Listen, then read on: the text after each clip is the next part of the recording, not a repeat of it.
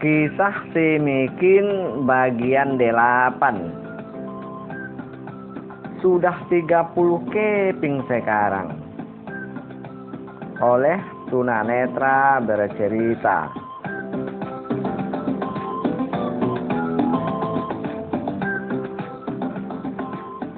Malam harinya Mikin tak bisa tidur lagi memikirkan adanya uang emas yang kembali diantarkan oleh orang yang tak dikenal. Kali ini uang emas itu jumlahnya lumayan besar, nampaknya bertambah terus dari pertama kemarin 10 keping, kemudian 20 keping ketika dia memancing di pinggir sungai. Kemarin sore sudah 30 keping. Wah, apa maksud orang ini? Siapa orangnya? Benarkah itu seperti yang diceritakan oleh si Pandir? Kalau ular bidai itu ada setannya, mungkinkah setan ular bidai itu yang mengantarkan uang kepada aku? Wah, kaya rayanya setan itu. Tapi tak mungkinlah setan memberi uang begitu saja. Kalau dia memberi uang, tentu ada imbalan yang diharapkannya. Bahaya ini, bagaimana aku ini? Akhirnya Mikin memutuskan untuk menemui Buya Nasir di musola tempat mereka biasa sholat berjamaah. Karena itulah habis makan Mikin langsung saja pergi ke musola sekalian untuk sholat isya berjamaah. Tetapi malang tak dapat dihindar, mujur tak dapat diraih. Mikin tidak menemukan Buya Nasir di musola. Entah apalah halangan Buya ini sehingga dia tidak sholat. Biasanya setiap waktu dia berada di musola ini.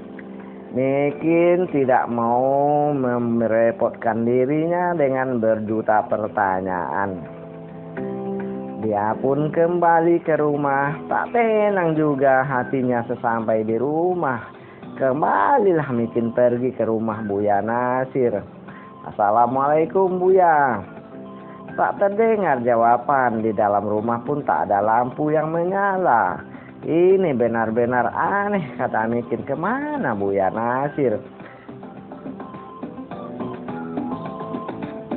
Tapi ingin bertanya, di situ tak ada seorang pun tetangga yang membuka pintu.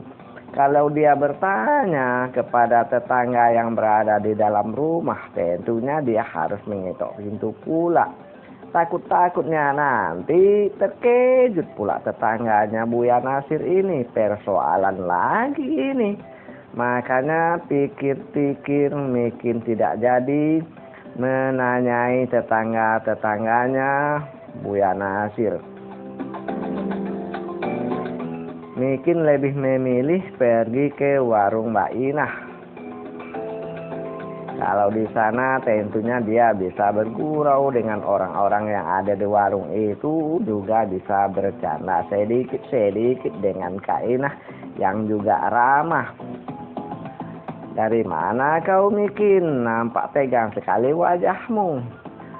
Tak apa-apalah Kak Inah, cuma begini kok wajahku dari kemarin-kemarin. Tak pernah ku kenurkan, tak pernah ku tegangkan. Kak Inah ini ada-ada saja, memangnya wajahku ini karet. Bukan begitu maksudku Mikin, tapi sepertinya ada persoalan gawat yang kau pikirkan. Tentulah iya Kak, persoalan gawat ini, makanya aku buru-buru ke sini. Apakah gerangan persoalannya itu Mikin? Nantilah ku ceritakan pada kakak. Kakak masakkanlah gorengan itu dulu, kemudian baru aku ceritakan. Tak mungkinlah aku mengganggu kakak membuat gorengan. Terhambat mata pencarian kakak. Kau ada-ada saja Mikin. Mikin bergurau menghilangkan rasa cemas di hatinya. Setelah gorengan itu masak dan orang yang memesan gorengan sudah membawa gorengan itu pergi, sekarang tinggallah Kak Inah dan Mikin berdua saja. di dalam warung itu. Sementara dari situ mereka bisa melihat si Pandir duduk sendiri pula di dalam gadu pasar, karena jarak warung Kak Enah dan gadu pasar itu berhadap-hadapan, ya paling-paling cuma 20 tombak. Nah, kau ceritakanlah mungkin persoalan gawat apa yang mau kau sampaikan kepadaku. Begini Kak Enah, di rumahku tak ada gula, makanya kerongkongan ku kering sekali. Gawat kan kalau sempat retak-retak dan pecah-pecah kerongkonganku, bisa mampus aku. Karena itulah Kak, aku berlari-lari ke sini, wajahku tegang, itulah yang menyebabkannya. Apa maksud mungkin? Aku mintalah tolong sama kakak, buatkanlah aku kopi manis biar tengkoronganku ini tidak sampai retak-retak kekeringan. Ah, kau bercanda saja. Kalau mau buat kopi bilang saja, takkan ku larang kau minum kopi. Malah senangnya aku dapat duit aku. Apalagi kalau kau bayar pakai 1 keping uang perak, tambah senang aku. Kalau untuk Kak Inah 2 pun ku kasih ini. Senang sekali hatiku mendengar jawabanmu, Mikin. Senang juga lah hati Mikin dapat bercanda dengan Kak Inah di warungnya. Cuma sayang, hari pun sudah pukul 10. Kak Inah mau tutup lagi pula kalau berdua-dua di dalam warung itu. Tak enak ditengok orang, apalagi sudah malam begini. Dengan sedih Mikin kembali keluar dari warung Kak Enah. Kak Enah pun cemas juga, tetapi dia tidak bisa menebak dan memastikan benarkah Mikin ini tegang ada persoalan. Karena Mikin tak pernah mau bicara apapun tentang persoalan dirinya kepada Kak Enah. Ketika Inah menanyakan, guran-guran saja yang diberikan jawaban oleh Mikin.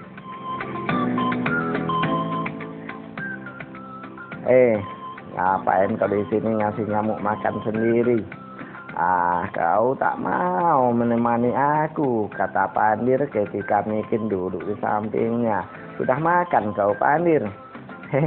Aku tahunya kau membawa gorengan untukku kan. Tahu saja kau. Nah, kau makan Leni, kasihan aku melihat kau dari tadi duduk sendiri. Kok nggak mau kau datang ke warung? Aku kan di situ.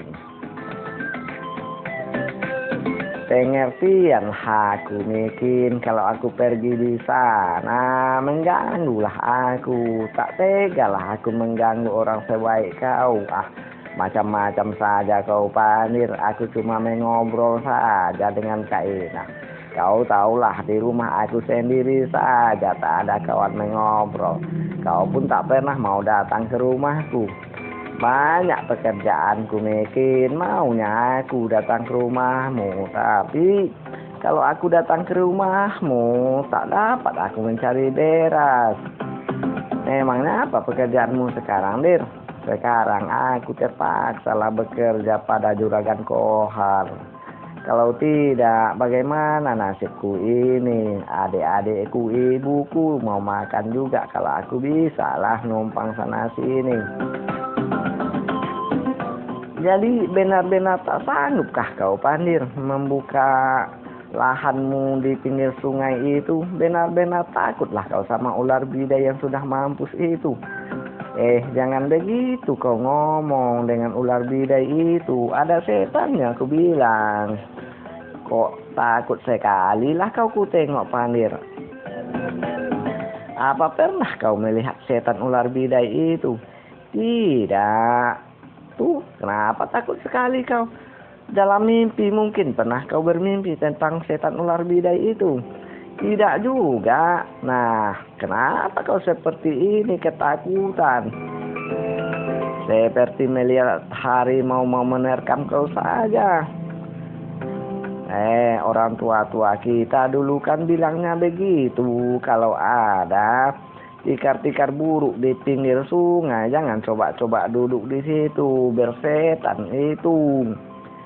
Itulah maksudnya, makanya aku tak mau. Kau juga tahu kan, Suami si Kak Inah itu dulu mati juga karena dibelit ular bidai itu. Ya tapi itu kan ular bidainya yang masih hidup, Pandir. Sekarang ular bidai itu kan sudah mampus. Ya ularnya yang mampus, tapi setannya kan masih hidup. Setan tak bisa mampus, siapa yang bilang? Akulah yang bilang, dari mana kau tahu? Banyak tanya kau, bikin panas kepalaku. Kapan lagi aku makan gorengan ini? Kau sosor terus aku dengan pertanyaan.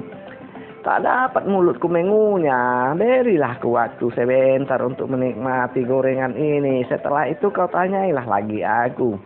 Lah kau makanlah dulu.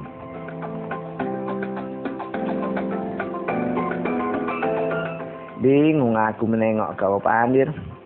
Masa sama setan saja kau takut? Sudah jelas setan itu memusuhi kita, mau mengajak kita ke neraka. Takutnya pula kau. Kalau setan ular bidai ini biasanya tak mau menggoda, Pandir, kata si Mikin pula. Asal bicara kau, Pandir. Sekarang aku tanyalah sama kau, Pandir, kata Mikin pula. Memangnya kau takut kenapa sama ular bidai itu? Aku takutnya karena mendengar cerita orang tua-tua dulu saja. Tapi kan ular bidai yang masih hidup, matinya pun kan karena digulung. Sama juga dengan matinya orang diterkam harimau itu kan karena diterkam, bukan karena bangkai harimau, bukan karena setan. Iya, cuma merinding saja aku. Kalau begitu jangan kau sangkut-sangkutkan, jangan kau fitnah ular bidai itu. Ular itu sudah mati, masih kau fitnah saja. Kalau kau malas bekerja di lahanmu, kau bilang saja. Sunyi di situ, Mikin, tak ada orang, jauh. Tak cukup 2 jam berjalan pulang pergi, capek berjalan saja. Kalau kau bercerita begitu kan jelas persoalannya. Jangan kau fitnah ular bidai yang sudah jadi bangkai itu. Kau bilang saja terus terang, jauh, capek aku. Sudah, mandah kau di sana kan bisa. Kalau mandah tak bisa lah aku ngobrol lagi di pos ini, tak bisa lah aku duduk-duduk di gardu ini, tak bisa lah aku memandang Kak Inah lagi. Kau ini ada-ada saja, Mikin. Susahlah bicara dengan kau, Pandir. Sekarang pulanglah kau. Sudah habisnya gorengan ini. Aku pun mau pulang juga, kata Mikin. Cepat sekali kau pulang, Mikin. Aku bekerja besok. Kalau begitu pulang pula lah aku. Berpisahlah mereka berdua. Pandir pulang ke rumahnya dan Mikin pun kembali pula ke rumahnya. Menjelang subuh, Mikin tidak bisa tidur pulas membayangkan 30 keping uang emas yang tergeletak di atas daun di samping tubuh harimau yang sekarat itu. Waduh, bagaimanalah kejadian ini bisa terjadi? Tak pernah aku sengaja membunuh ular bidai itu, hanya untuk menolong gadis kecil itunya aku lakukan. Kalaulah monyet, harimau, buaya ataupun hantu belau yang dililit ular bidai itu, takkan ku ganggu. Tapi ini menyangkut nyawa manusia. Guma Mikin penuh ketegangan dan kesedihan di dalam hati bersambung.